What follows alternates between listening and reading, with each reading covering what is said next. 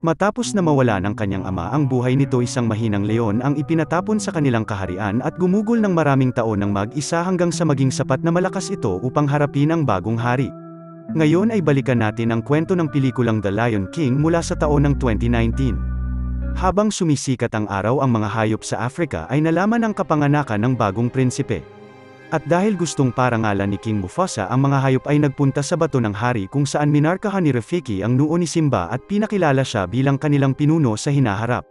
At pagkatapos ng pagdiriwang, ang iba pang hayop ay yumuko sa maliit na prinsipe maliban kay Scar na sa halip pumunta sa seremonya ay nagpasya na manatili sa kanyang lungga at nangaso.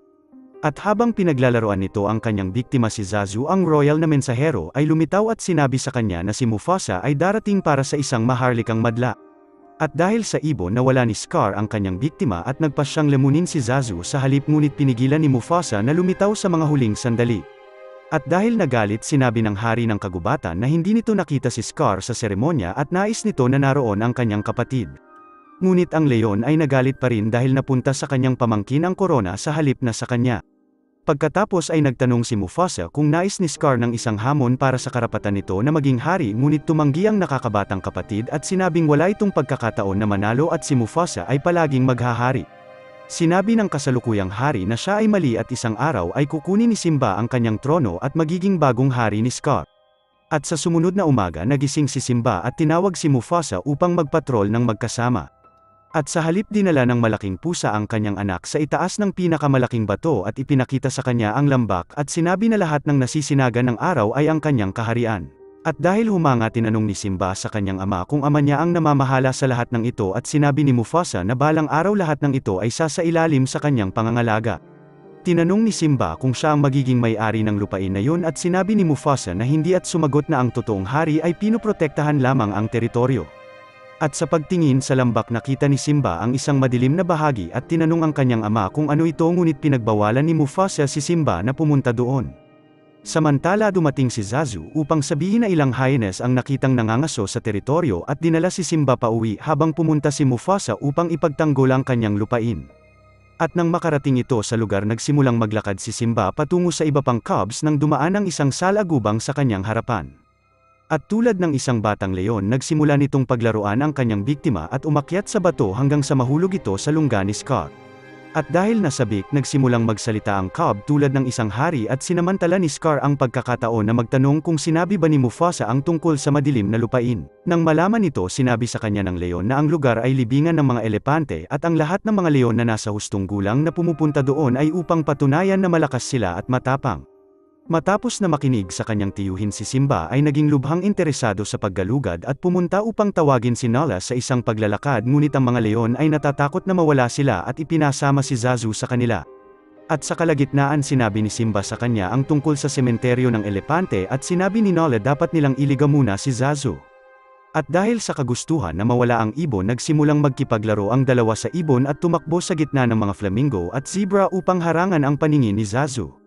At matapos na malagpasan ang mga elepante at zebra, ang dalawang cubs ay nagtago sa mataas na damo at nagawang linlangin ang mensaherong ibon na natigil sa gitna ng iba pang ibon. At nang makatakas ang dalawang leon ay nagpatuloy habang napapambuno sa isa't isa habang tumalon si Nala kay Simba at itinulak ito sa gilid ng burol at nakatayo sa ibabaw ni Simba at hiniling sa kanya na huminto. At nang tumingin ito, napagtanto ng babae na narating nila ang libingan ng mga elepante at inimungkahi na bumalik na sila at sinabing malayo na sila sa lupain ng kaharian. At dahil nasabik sa pagtuklas, hindi pinansin ni Simba ang sinabi nito at nagpatuloy sa buto ng mga elepante hanggang sa makarating ito sa isang kuweba. At habang ginagalugad ang lugar, binalaan siya ni Nala na mas lalong dumidilim at hiniling na umalis, ngunit naantala sila ng isang grupo ng mga hyenas na nakapaligid sa kanila. At sa paglapit nito mula sa likuran, sinabi ni Shenzi na hindi na ito makapaghintay na lemunin ang anak ng hari at nilapitan ito. At doon lumitaw si Zazu at sinabi sa hayop na hayaan makaalis ang mga cubs at sinabing kung aatake ito sila ay magsisimula ng digmaan laban kay Mufasa. At sa kabila nito, walang pakialam si Shenzi at sinubukan na umatake sa leon at napigilan lamang ni Zazu na umatake gamit ang kanyang kuko sa mukha nito. At sa pagsasamantala sa kaguluhan, pumasok ang cubs sa isang underground tunnel at sinubukan na tumakas mula sa ibaba, ngunit lumabas sila sa gitna ng mga hyenas. At nang mock-order ang dalawa, lumitaw si Mufasa at nagsimulang umatake sa mga hyenas at nagawa silang paatrasin lahat. Pagkatapos ay sinabi ng hari na huwag na silang lalapit muli sa kanyang anak at sinabi ni Shenzi na susunod ito at nagpahintulot kay Mufasa na ibalik ang cubs sa kaharian. At nang ligtas na sila hiniling ng hari kay Zazu na iuwi si Nala at naiwan itong mag-isa upang kausapin si Simba at sinabing inilagay nito ang hinaharap ng kaharian sa panganib. Pagkatapos ng maraming pag-uusap nakipaglaro si Mufasa sa kanyang anak upang maibsan ang tensyon at nang mapagod ang dalawa huminto si Mufasa upang tignan ang mga bituin kasama ang kanyang anak at sinabing ang mga dakilang hari sa nakaraan ay nananatili doon at nagproprotekta. At sa kalagitnaan ng gabi pumunta si Scar sa libingan ng mga elepante upang kausapin ang mga hyenas at sa pag-aakalang ito ay si Mufasa na balak gumanti naghanda ang iba pa para sa isang laban.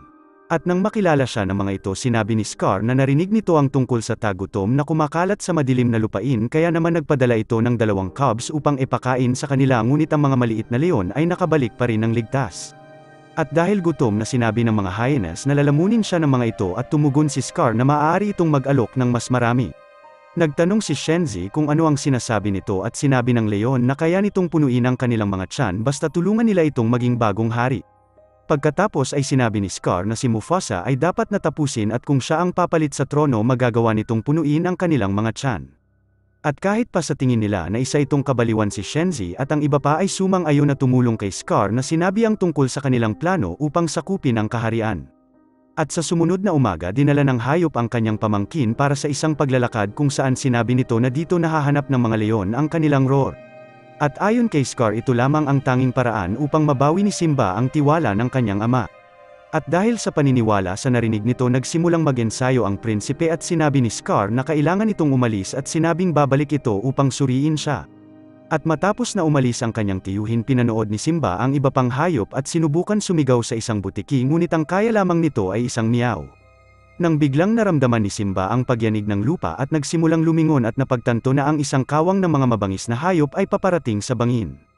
At dahil hindi alam na ang hyenas ang dahilan nito nagtago si Simba sa likod ng isang bato at nangangamba na naghihintay na makalagpas ang panganib. Samantala dumating si Scar at sinabi sa kanyang kapatid ang tungkol sa kawang sa bangin at sinabing naroon si Simba at kailangan ng tulong. At hindi nagdalawang isip si Zazu at Mufasa at nagtungo sa cub na nakahawak sa isang puno upang maiwasan na matamaan. At pagkaraan ng ilang sandali ang leon at si Zazu ay dumating at sinundan ni Mufasa ang kanyang anak. At nang bumaba ito hiniling ni Scar kay Zazu na tawagin ang mga leon at sa mga sandaling yun tumakbo si Mufasa sa ibaba at pumasok sa gitna ng mga wildebeest upang abutin si Simba at humawak sa kaparehong puno tulad ni Simba. At bago pa ito gumawa ng kahit na ano ang isa sa mga wildebeest ay tinamaan ang hari at nasira ang sanga dahilan upang mahulog ang dalawa. At sa mga oras na wala ng takas lumitaw si Mufasa at kinuha ang cub sa kanyang bibig at inilagay ito sa isang ligtas na lugar sa itaas ng bato. At sa kabila nito muling tinamaan si Mufasa ng mabangis na hayop na nagtapon sa kanya sa ilalim. Ngunit kahit nasugatan nagawa ng hari na makatakas sa kawang at nagsimulang umakyat sa bangin. At nang marating nito ang itaas lumitaw si Scar at pinapanood ang kanyang kapatid na nagmamakaawa sa tulong niya. At sa halip idinikit ng hayop ang kanyang kuko kay Mufasa at kinalmot ang kanyang mukha dahilan upang mahulog ang hari ng leon sa bangin at natapakan ng kawang. At dahil nag-aalala muling bumaba si Simba at nagsimulang hanapin ang kanyang ama at natagpuan itong walang buhay sa ilalim ng bangin.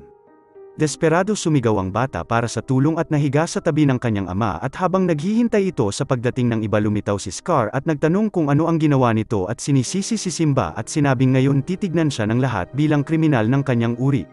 At dahil natakot nagtanong si Simba kung ano ang dapat nitong gawin at inimungkahi ni Scar na tumakbo ito sa malayo hanggang makakaya niya at sinabing huwag na itong babalik pa. At sa sandaling lumayo si Simba lumitaw ang mga hyenas sa likuran ni Scar na inutusan silang tapusin ang bata.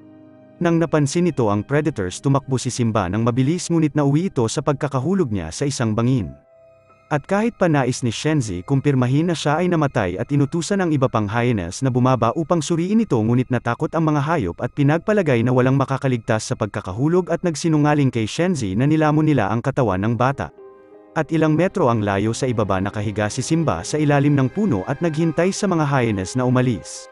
At nang maglaon ang pusa ay umakyat sa rivan at nagsimulang maglakad nang walang mapupuntahan sa disyerto. At sa Kingstone nagbigay si Scar ng talumpati sa pagkamatay ng kanyang kapatid at pamangkin at sinabing hindi nito nagawang makarating sa bangin sa tamang oras. At sa kabila nito sinabi ng leon na hindi sila maaaring magpatuloy kung walang pinuno at kinuha ang trono. At matapos na ihayag ang kanyang sarili bilang hari, sinabi ni Scar na ito ay labis na trabaho para sa kanya at sinabi nito na kailangan niya ng tulong upang mapanatiling ligtas ang lahat at tinawag ang mga hyenas upang mamuno sa tabi niya. At sa desyerto ginugol ni Simba ang ilang araw sa paglalakad ng mag-isa at sa labis nitong pagod ang maliit na leon ay sumuko at humiga sa maiinit na lupa. At pagkatapos ng ilang oras isang grupo ng mga vulture ang lumapit upang lemunin siya, ngunit nag-ambala ng isang baboy ramo na sinusubukan na tamaan sila. At matapos na mapaalis ang mga ibon, lumapit ang baboy at ang meerkat sa kanyang ulo ay nagpa siya na mag-imbestiga at natuklasan na ang maliit na leon ay humihinga pa. At dahil sa takot tumakbo ang meerkat sa bato at nagtago, ngunit napagtanto ni Pumbaa na ito ay isang bata at inimungkahi na alagaan nila ito at sinabing kapag lumaki ito maaari silang protektahan nito sa anumang bagay. At nang tumayo ang cub, pinakilala ng dalawa ang kanilang sarili at tinanong kung paano ito napunta sa lugar, ngunit ayaw itong pag-usapan ng leon at patuloy na naglakad. At dahil napansin na sobrang nalulungkot ito, sinabi sa kanya ni Timon na maaari nitong baguhin ang hinaharap at itinuro sa kanya ang konsepto ng Hakuna Matata, ang pilosopiya ng isang buhay na walang problema. At habang natututo tungkol sa Hakuna Matata, sinundan ni Simba ang kanyang mga bagong kaibigan sa isang ganap na bagong lugar at isang napakagandang valley na may malapit na talon. At nang makarating sa lugar, sinabi ni Simba na nagugutom na ito at sinabi ni Timon na dapat nitong baguhin ang kanyang gawi sa pagkain at sinabing hindi na ito kakain ng hayop na tulad ng zebra at antelope. At sa wakas pinakita ni Timon kung paano buksan ni Pumbaa ang isang punong kahoy na naglantad sa iba't ibang insekto na makakain nila. At kahit pa ang mga higad na wala sa kanyang diet, nagawa ni Simba na kainin ito at lumipas ang maraming taon hanggang sa naging isang binatang leon nito. At sa kaharian, ang huling mga hayop ay umalis sa teritoryo habang hinahabol ni Scar kasama ng mga hyenas at lumaganap na rin ang tagtuyot sa rehiyon. At mula sa Kingstone nakita ni Nala ang nangyari at naisip na makialam, ngunit pinagbawalan ito ng kanyang ina. At doon dumating si Zazu at sinabi sa kanila ang tungkol sa pagtakas ng huling kawang, ngunit naantala ito ng mga hyenas na sinusubukan lemunin siya. At sa sandaling umalis, lumitaw si Scar kasama ang iba pa sa hyenas at hiniling na kausapin si Sir Robbie. At kahit pa hindi sumang-ayon si Nala, pumunta ang asawa ni Mufasa upang kausapin si Scar. Sinabi ni Sir Robbie na masyado itong nangangaso at ito ang dahilan kung bakit umaalis ang mga hayop sa kaharian, ngunit tumugon si Scar na pinabubuti lamang nito ang kanyang diskarte kasama ang kanyang hukbo. Sinabi ng leon na hindi niya ito tinawag para doon at nais niya itong bigyan ng pagkakataon na maging reyna muli, at sinabing ang iba pang leones ay sumusunod kay Sir Robbie at tinatanggihan siya ng mga ito dahil sa kanya. At malinaw na tinanggihan ni Sir Robbie ang hiling at bilang parusa sinabi ni Scar na mula ngayon ang mga hyenas muna ang kakain bago ang mga leones, at sinabing hindi sila karaniwang nag-iiwan ng tira. At dahil tumanggi dito, naghintay si Nala na makatulog ang lahat at nagpa siyang tumakas sa kaharian upang humiling ng tulong.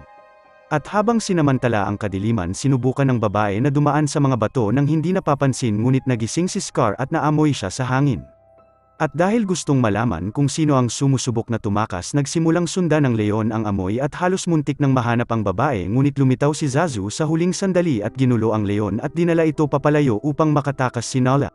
At sa malayo nagpatuloy si Simba na mamuhay na parang isang maliit na predator at kumakain ng mga anay kasama si Timon at Pumbaa, at matapos nagugulin ang buong araw na busugin ang kanilang sarili, humiga at tatlo upang pagmasdan ang mga bituin, at sinabi ni Timon na sila ay malalaking alitaptap. At nang tanungin ito, sinabi ni Simba ang sinabi ng kanyang ama na ang dakilang hari ng mga nakaraan ay nagbabantay sa mga buhay. At nang marinig nila ito, nagsimulang tumawa ang dalawa na ikinagalit ni Simba at umalis upang kumain ng insekto. At sa pag-iisa humiga ang leon upang muling pagmasdan ang bituin nang matanggal ang piraso ng buhok nito at nahulog sa malapit na batis. At sa tubig kinuha ito ng isang ibon at nagsimulang lumipad papalayo at ginamit ang balahibo upang bumuo ng pugad nito. At sa natural na siklo ng buhay, ang piraso ng buhok ni Simba ay nagpatuloy na maglakbay sa Africa hanggang sa mapunta ito sa kamay ni Rafiki, na mabilis na pagtanto na pag-aari ito ng anak ni Mufasa na ilang kadahilanan ay buhay pa. At sa sumunod na umaga, si Timon at Pumbaa kasama ang iba pang hayop ay naglalakad sa kagubatan nang lumitaw si Nala sa damuhan upang subukan na lemunin sila. At dahil desperado, sinubukan ni Pumbaa na tumakbo sa leones sa likuran niya, ngunit labis itong mabilis at alam nitong hindi siya makakatakas. At dahil walang ibang pagpipilian, dinala ng baboy ang leones kay Simba na hamarang sa daan upang protektahan ang kanyang kaibigan nang hindi nakilala ang isa't isa. Nagsimulang maglaban ang dalawa hanggang sa natumba si Simba katulad noong bata pa sila, dahilan upang makilala ng babae ang kanyang matalik na kaibigan noong bata siya. At dahil nasabik sinabi ni Simba na magugustuhan nitong manirahan doon at maraming pagkain ngunit binalaan siya ni Nala na si Scar ay namumuno kasama ang mga hyenas at hiniling ang tulong nito. At dahil nakonsensya sa nangyari sinabi ni Simba na ito na ang kanyang tirahan at dinala siya sa paligid. At matapos na makita ang bagong kaharian ni Simba si Nala ay nabighani sa ganda ng lugar. At sa kabila nito nagtanong ito kung bakit hindi ito bumalik sa kanila at sinabi na winasak ni Scar ang lupain at hiniling kay Simba na suwayin ang kanyang tiyuhin ngunit sinabi nito na wala na siyang magagawa upang baguhin pa ito. At sinabi ng babae na si Simba ay madamot at isang malaking pagkakamali na sinundan siya nito at mabilis na umalis. At dahil nais na mapagisa ang dakilang leon ay naglakad habang iniisip ang pagkikita nila ni Nala at sa kanyang daan nakita nito si Rafiki ngunit hindi niya ito maalala at hindi ito pinansin. At dahil nais mapagisa hiniling ni Simba sa primate na lubayan siya at sumagot ito na kailangan niyang tulungan ang sarili nito na makita kung sino siya. At sa pag-aakalang baliw ang unggoy nagpatuloy ang leon sa kanyang paglalakad hanggang sabihin sa kanya ni Rafiki na hinawakan nito ang anak ni Mufasa. Pagkatapos ay nagtanong si Simba kung kilala ng primate ang kanyang ama at tumugon nito na kilala pa niya dahil si Mufasa ay buhay. Sinabi ni Rafiki na dadalhin niya si Simba sa leon at hiniling kay Simba na sundan siya nito at dahil labis na umaasa hinabol ng leon ang unggoy hanggang sa marating nila ang dulo ng isang ilog. At sa lugar sinabi ni Rafiki na si Mufasa ay naghihintay at hiniling sa leon na pumunta sa baybayin. Nang lumapit si Simba sa tubig tinanong ni Rafiki kung nakita niya ito at sinabi na si Mufasa ay naninirahan sa loob niya. At sa mga sandaling yun isang malakas na bagyo ang nabuo sa kalangitan at nakipag-usap si Mufasa sa pamamagitan nito at sinabi na dapat siyang pumalit sa ikot ng buhay at maging isang hari. At sa wakas sinabi ni Mufasa na palagi itong nasa tabi niya at dapat tandaan ni Simba kung sino siya. At dahil naantig sa salita ng kanyang ama nagpa siya ang prinsipe na bumalik sa kanyang kaharian at nagsimulang habulin si Nala.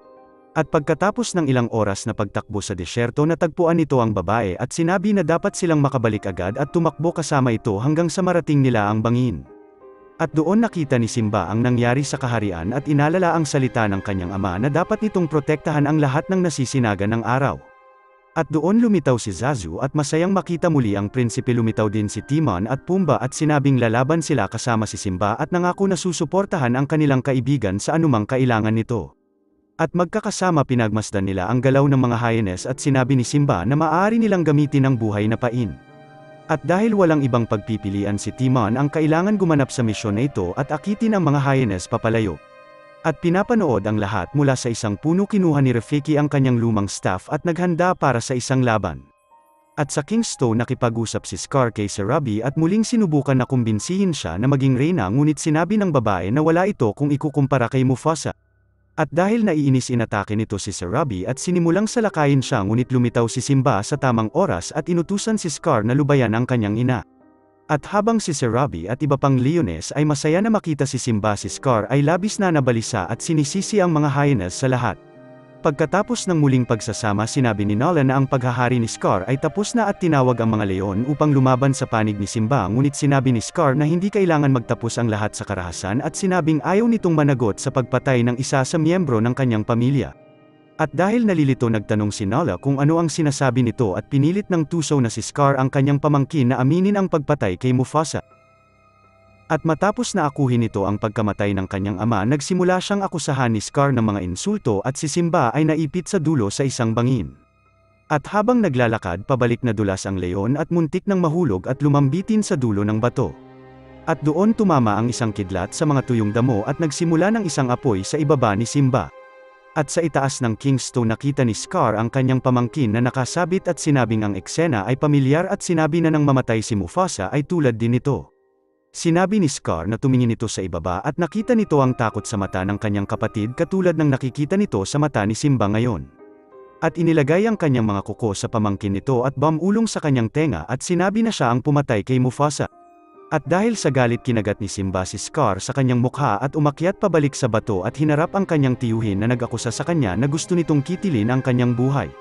At sa mga puntong ito sinabi ni Sarabi na palaging sinasabi ni Scar na huli itong dumating sa bangin ngunit ngayon ay ipinagtapat nito na siya ang pumatay kay Mufasa. At dahil dito inutusan ni Scar ang mga hyenas na tapusin ang lahat at pinangunahan ni Nala ang mga leones sa isang counterattack at nagsimula ng digmaan sa pagitan ng dalawang uri. Samantala si Timon at Pumbaa ay nagtago sa isang kuweba sa pag-aakalang nailigaw nila ang mga hyenas ngunit nagkamali sila. Nang biglang lumitaw ang mga predators sa kanilang likuran at walang pagpipilian si Timon kundi lumaban sa kanila dahilan upang umatras ang mga hyenas. At sa King's Stone ang mga leon at hyenas ay patuloy na naglalaban habang mas kumakalat ang apoy. At sa gitna ng digmaan nakita ni Shenzi si Nala at sinabing matagal na itong naghihintay na kainin siya ngunit tumugon ang leon na hindi na ito cub at handa na ito kaya inatake nito ang hyenas ng buong lakas. At mula sa kalangitan inatake din ni Zazu ang kanyang kalaban at sinusubukan na gambalahin ngunit nauwi ito sa pagkakulong at kailangan na iligtas ni Rafiki na ginamit ang kanyang staff upang talunin ang hyenas. At sa kabila nito ang mga leon ay kulang sa bilang at si Nala ay halos tinalo ni Shenzi ngunit nagawa niya itong kagatin sa leeg at itinapon sa bato.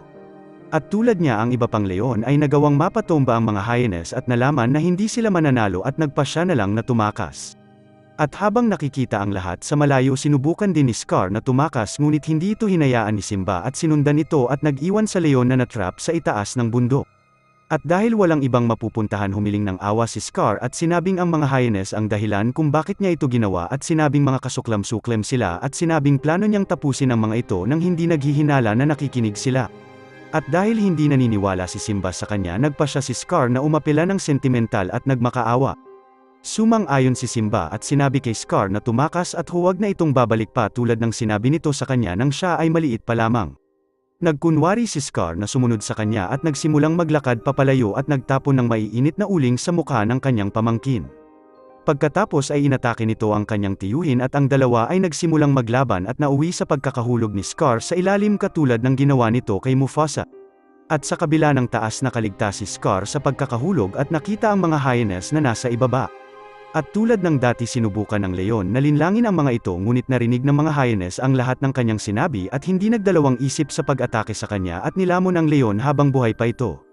At sa ibang pagkakataon nagsimulang umulan at ang apoy ay naapula sa buong kaharian at sa pagtatapos ng laban nagpunta si Rafiki kay Simba at kinoronahan ito bilang bagong Lion King at binalik ang kaharian sa katahimikan katulad ng nais ng kanyang ama. Salamat sa panunood. Kung nagustuhan mo ito huwag kakalimutan mag-like at subscribe para sa mga susunod pa nating movie recap.